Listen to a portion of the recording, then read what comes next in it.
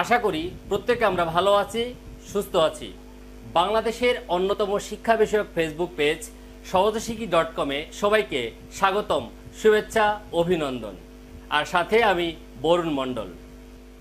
কন্টান্টি তাহলে যেসব লেনদেনের ফলে নগদান হিসাব, ব্যাংক হিসাব উভয়ই একসাথে প্রভাবিত হয় সেসব লেনদেনকে পাল্টা বিপরীত দাখিলা বা কন্টান্টি বলা হয়। এখন এই বিষয়টা কি, এটা আমরা উদাহরণস্বরূপ সুন্দরভাবে দেখব। এটা নিয়ে টেনশন করার কিছু নেই। তো কেন হয়, কারণটা কি, এই কারণটা যদি আমরা একটু খুঁজতে যাই তাহলে আমরা পেয়ে যাব বিপরীত দাখিলার ক্ষেত্রে নগদান হিসাব ও ব্যাংক হিসাবের একটি ডেবিট হলে অপরটি কিন্তু ক্রেডিট হবে, কারণ দুটোই হচ্ছে সম্পত্তিবাচক হিসাব।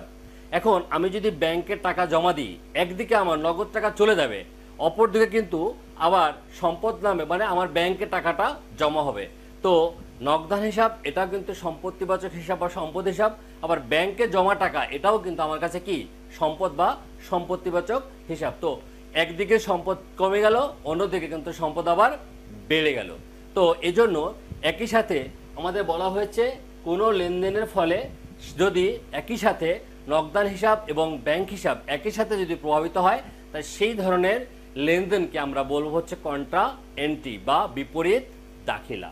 এখন কোন কোন ক্ষেত্রে সাধারণত এই ধরনের সমস্যা আমরা পড়ি, যেমন ব্যাংকে যদি টাকা জমা দিই, ব্যাংকে নগদ টাকা জমা দিলে, ব্যাংকে যদি টাকা জমা দেই তাহলে এক্ষেত্রে এই কন্টান্টি হবে।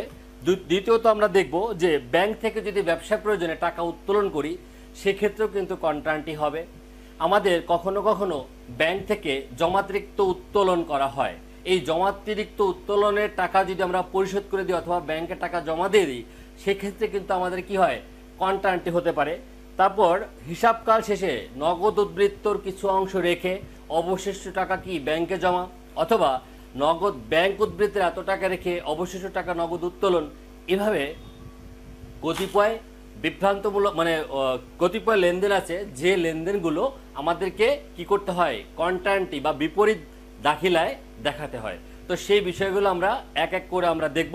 তার আগে বলে নেই নগদান বইয়ের ছক। এখানে আমরা শিখেছিলাম এক ঘরে নগদান বইয়ে ঘরের সংখ্যা হচ্ছে 10টি, 2 ঘরে নগদান বইয়ে ঘরের সংখ্যা হচ্ছে 12টি, 3 ঘরে নগদান বইয়ে ঘরের সংখ্যা হচ্ছে 14টি। তো আমাদের যেহেতু কন্টান্টি বলা হচ্ছে, তো এখানে আমরা 2 ঘরা নগদান বইয়ের ছকের উপর আমরা আমাদের যে ফাংশনগুলো সেটা আমরা দেখব। তো প্রথমে যেটা বলা হচ্ছে, ধরে নেই একটা এটা কিন্তু কোনো কমপ্লিট কোনো ম্যাথ না, এটা জাস্ট উদাহরণের মাধ্যমে আমি বিষয়টা বুঝিয়ে দেওয়ার চেষ্টা করছি। আমি ধরে নিলাম 2020 সালের মার্চ মাসের 5 তারিখে একটা ঘটনা ঘটেছে যে ব্যাংকে টাকা জমা দেওয়া হলো। এখন ব্যাংকে টাকা জমা দিলে কি হবে, ব্যাংকে টাকা জমা দিলে নর্মালি এটার জন্য কি জাবেদা হয়, আমরা কি জাবেদা কি করে থাকি সেটা আমরা একটু দেখে নিই এখানে রাফে, তাহলে আমরা বুঝতে পারবো। আমরা এটার জন্য আমরা সাধারণত যেটা জাবেদা করি, এখানে আমরা যদি দেখিয়ে দেওয়ার চেষ্টা করি এটার জন্য নর্মালি কি জাবেদা হয়। এটার জন্য জাবেদা হয়, ব্যাংকে যদি টাকা জমা দিই তাহলে লিখি হচ্ছে ব্যাংক হিসাব লিখি ডেবিট, আর নগদান হিসাব লিখি হচ্ছে ক্রেডিট, নগদান হিসাব লিখি হচ্ছে ক্রেডিট। তো আমাদের প্রত্যেকটা লেনদেন যদি আমরা জাবেদা করে নিই তাহলে কিন্তু আমরা বুঝতে পারবো যে আসলে এখানে এটি কি কন্টান্টি নাকি কন্টান্টি নয়। তো আমরা বলেছি যে আমাদের যে সংজ্ঞা বা আমরা যেটা বোঝানোর চেষ্টা করেছিলাম যে এটা হচ্ছে কন্টান্টি, দেখি সেই উপাদানগুলো বা সেই বৈশিষ্ট্যগুলো এই লেনদেনটাতে আমরা জাবেদার মধ্যে খুঁজে পাই কি না। তা আমরা ওখানে কি বলেছিলাম, কোনো লেনদেন, তাহলে একটা লেনদেন, সেই লেনদেনের ফলে যদি একই সাথে ব্যাংকের হিসাব এবং নগদান হিসাব একই সাথে যদি প্রভাবিত হয় তখন সেটাকে আমরা কি বলেছিলাম, কন্টান্টি হবে।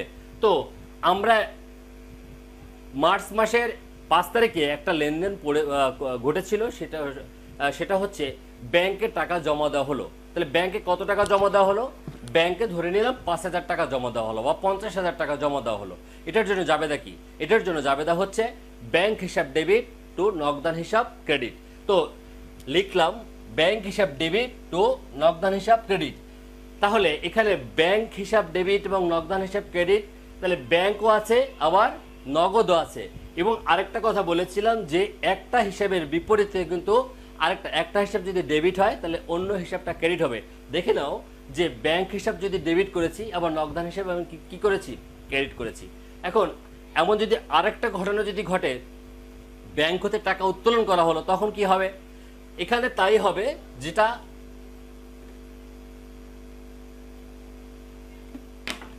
এখানে হবে নগদান হিসাব হয়ে যাবে ডেবিট, আর ব্যাংক হিসাব এটা হয়ে যাবে কি, ক্রেডিট। তাহলে এখানেও কিন্তু দেখতে পাচ্ছি যে একদিকে নগদ টাকা, নগদান একটা হিসাব, অন্যদিকে ব্যাংক আরেকটা হিসাব। তাহলে এই দুটো বিষয় জাস্ট আমি একটু উদাহরণ দিয়ে বুঝিয়ে দেওয়ার চেষ্টা করছি। আমরা কিন্তু কমপ্লিটলি আমি বোর্ডে দেখিয়ে দিব কিভাবে এটার পোস্টিং দিতে হবে।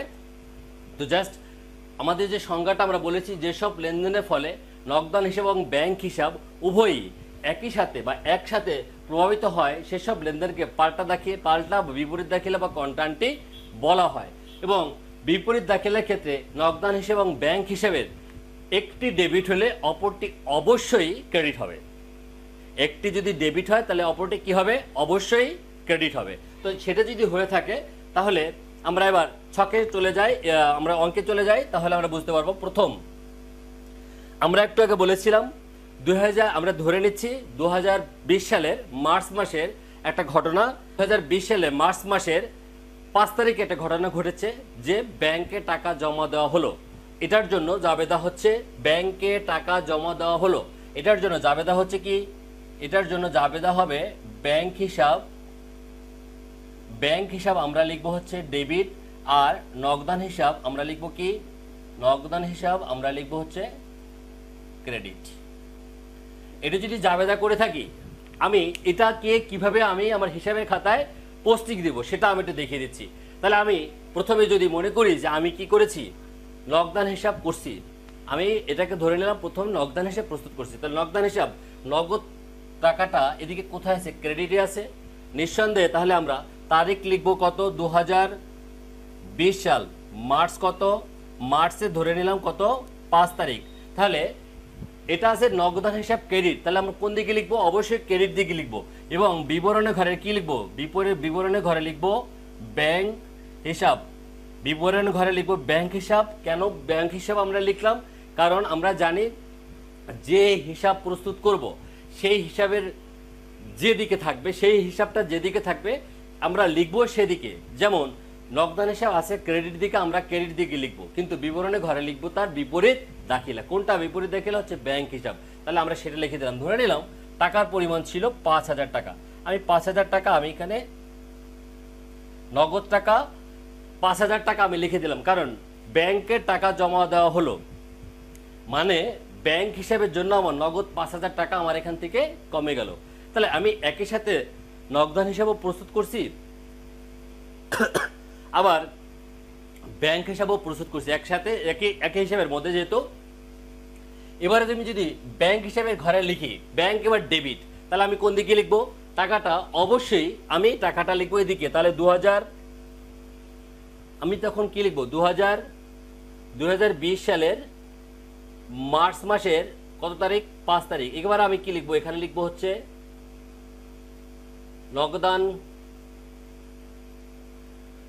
হিসাব লিখবো হচ্ছে নগদান হিসাব, টাকাটা লিখবো, নগদান হিসাব লিখে টাকাটা লিখে দেবো কত টাকা, টাকাটা লিখে দেবো 5,000 টাকা। কোন ঘরে, ব্যাংকের ঘরে। দেখি প্রথমে একটা জাবেদা করলাম ব্যাংক হিসাব ডেবিট, নগদান হিসাব ক্রেডিট, যেটা কিন্তু নগদান বইয়ের অঙ্ক করার জন্য কিন্তু ম্যান্ডেটরি নয়। আমরা কেন করেছি, আমরা করেছি যাতে আমাদের হিসাবটা আমরা সুন্দরভাবে বুঝতে পারি। তো তখন নগদান হিসাব আমরা ক্রেডিট করেছিলাম, এজন্য আমরা নগদান হিসাবের বিপরীতে যে হিসাবটা সেটা আমরা লিখেছিলাম ক্রেডিট দিকে। এবার ব্যাংক হিসাব ডেবিট, এর বিপরীতে কি, নগদান হিসাব ক্রেডিট। তাহলে ব্যাংক হিসাব যদি ডেবিট হয় তাহলে আমরা কোন দিকে লিখবো, ডেবিট দিকে লিখবো। কি লিখবো, বিপরীত দাখিলা হচ্ছে নগদান হিসাব, তাহলে সেটা আমরা লিখে দিলাম। আমরা কি বুঝতে পেরেছি, আশা করি বুঝতে পেরেছি। এবার 5 তারিখে যে ঘটনাটা ঘটেছে, 5 তারিখের বিপরীতে ধরে নিলাম। 5 তারিখের পরে আরেকটা ঘটনা ঘটেছে, সেটা কত তারিখে, 10 তারিখে। 10 তারিখে একটা ঘটনা ঘটেছে, সেটা হচ্ছে ব্যাংক থেকে ব্যবসার প্রয়োজনে উত্তোলন। মার্চ মাসের 10 তারিখে একটা ঘটনা ঘটেছে, সেটি ছিল ব্যবসার প্রয়োজনে ব্যাংক হতে উত্তোলন, মনে করলাম যে 5,000 বা 2,000 টাকা, যেটাই হোক টাকার অঙ্ক একটা হলে হয়। তো এখানে তখন আমাদের জাবেদা কি হবে? তখন আমাদের জাবেদা হবে যে নগদান হিসাব, তখন আমি লিখব নগদান হিসাব ডেবিট আর ব্যাংক হিসাব তখন আমি লিখব ক্রেডিট। একবার লিখলাম নগদান হিসাব ডেবিট, ব্যাংক হিসাব ক্রেডিট। যদি এটা হয়ে থাকে তাহলে এটার জন্য আমাদের পোস্টিংটা কিভাবে হবে আমরা বলি। তাহলে তারিখ এটা যদি আমরা ধরে নিই, এটা আমরা মার্চের কত তারিখ ধরলাম? এটা হচ্ছে মার্চের 10 তারিখ। 10 তারিখে যে ঘটনা, তাহলে এটা ছিল 5 তারিখে, এবার হচ্ছে 10 তারিখ। এবার নগদান হিসাব কোন দিকে? এবার নগদান হিসাব আছে ডেবিট দিকে। তাহলে টাকাটা কোন দিকে বসবে?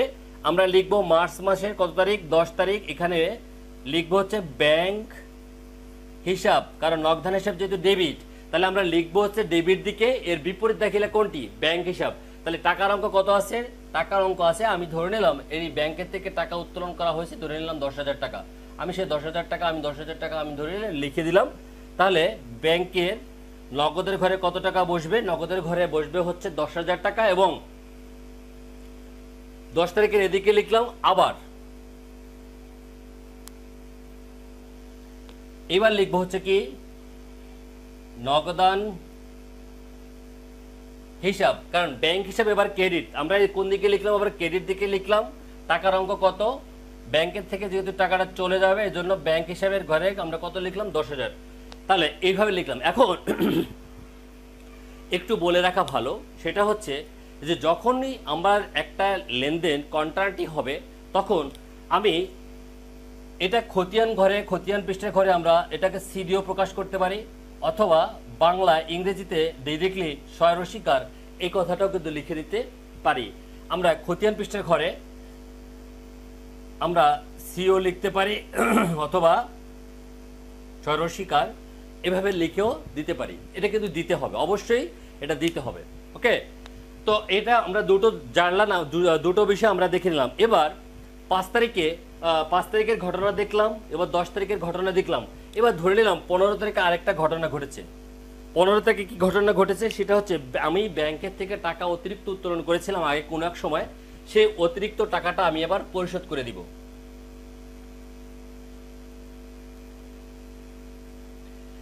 ব্যাংক জমাতিরিক্ত টাকা আমি পরিশোধ করে দিব। ঘটনা কিন্তু ঘুরে ফিরে কি হবে? ঘটনা কিন্তু ঘুরে ফিরে এটাই হবে যে ব্যাংকে টাকা জমাতিরিক্ত টাকা পরিশোধ করা হলো। তাহলে ঘুরে ফিরে আমাদের জাবেদাটা কিন্তু হবে ওই প্রথম যেটা করেছিলাম, লাইক সেরকমই হবে। কেন? কারণ হচ্ছে যে আমার ব্যাংকে থেকে টাকা নিয়েছিলাম, তাহলে আমি অবশ্যই তো ব্যাংকে টাকাটা জমা দিতে হবে।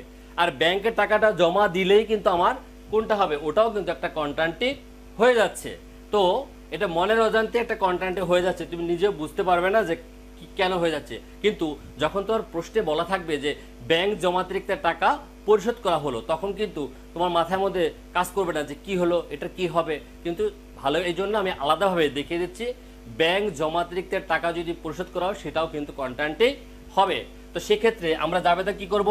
যেহেতু ব্যাংকে জমা দেওয়া হলো, তাহলে লিখবো হচ্ছে কি ব্যাংক হিসাব লিখবো হচ্ছে ডেবিট, আর নগদান হিসাব লিখবো হচ্ছে কি ক্রেডিট।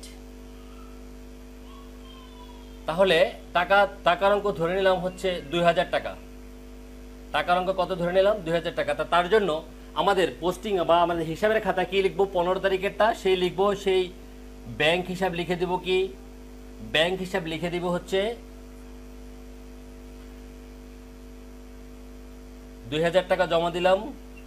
আবার 15 তারিখ লিখে এদিকে লিখবো, এটা লিখবো হচ্ছে কি নগদান হিসাব। এই নগদান হিসাবের জন্য টাকাটা কোথায় বসবে? নগদান হিসাবের জন্য টাকাটা বসবে হচ্ছে কোথায়? এদিকে। আমরা কি বুঝতে পেরেছি? সম্ভবত বুঝতে পেরেছি।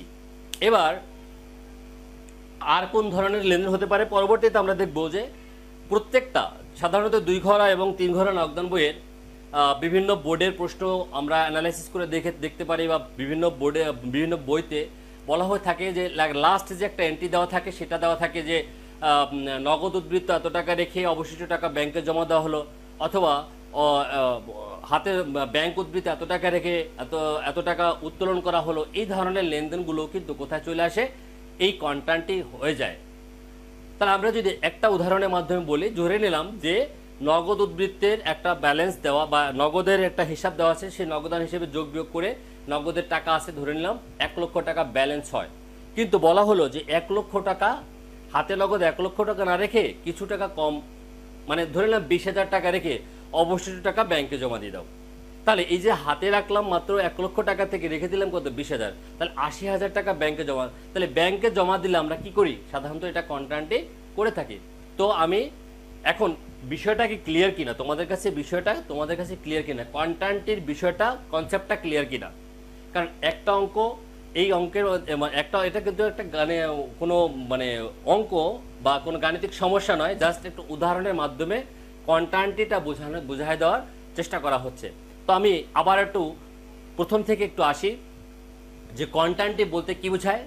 কোনো লেনদেন, এমন কোনো লেনদেন যে লেনদেন দ্বারা যদি একই সাথে নগদান হিসাব এবং ব্যাংক হিসাব এই দুটো বিষয়ই একই সাথে প্রভাবিত হয়, তখন সেটাকে আমরা বলবো হচ্ছে কি কন্ট্রা এন্ট্রি বা বিপরীত দাখিলা। এবং আরেকটা বিষয় মনে রাখতে হবে যে এখানে একটি হিসাব যদি ডেবিট হয়, তাহলে ওর বিপরীত যে দাখিলাটা সেটা অবশ্যই কি হতে হবে, ক্রেডিট হতে হবে। এবং কারণ নগদান হিসাব এবং ব্যাংক হিসাব দুটোই হচ্ছে সম্পত্তিবাচক হিসাব, যেহেতু একদিকে সম্পদ বাড়ে অন্যদিকে সম্পদ কমে যাবে। ব্যাংকে টাকা জমা দিলে আমার নগদ টাকা কমে যাচ্ছে কিন্তু ব্যাংকে টাকা বৃদ্ধি পাচ্ছে। অপরদিকে আমি যখন ব্যাংকে থেকে টাকা তুলে নিয়ে আসতেছি, সেখানেও কিন্তু আমার কি হচ্ছে, একদিকে টাকাটা ব্যাংকের থেকে কমে যাচ্ছে, অন্যদিকে আমার নগদের টাকাটা বৃদ্ধি পাচ্ছে। এইভাবে আমাদের আলোচনার মাধ্যমে এই বিষয়টা কিন্তু আমরা বুঝে নিলাম যে কিভাবে কন্ট্রান্টি বা বিপরীত দাখিলা হিসাবে অন্তর্ভুক্ত করতে হয়। সাধারণত আমি আরেকটু ক্লিয়ার করে দিচ্ছি, সাধারণত ব্যাংকে জমা দেওয়া, ব্যাংক হতে উত্তোলন, ব্যাংক জমাতিরিক্ত টাকা যদি আবার পরিশোধ করা হয়, হাতে নগদ এত টাকা রেখে অবশিষ্ট টাকা ব্যাংকে জমা দেওয়া হলো, অথবা ব্যাংক উদ্ধৃত এত টাকা রেখে অবশিষ্ট টাকা নগদ উত্তোলন করা হলো, এই যে মুষ্টিমেয় কয়েকটা ঘটনা বা কয়েকটা লেনদেন সাধারণত এই কন্ট্রান্টি বা বিপরীত দাখিলার মধ্যে অন্তর্ভুক্ত করা হয় এবং পরীক্ষার সময় ঘুরে ফিরে এগুলোই আসবে।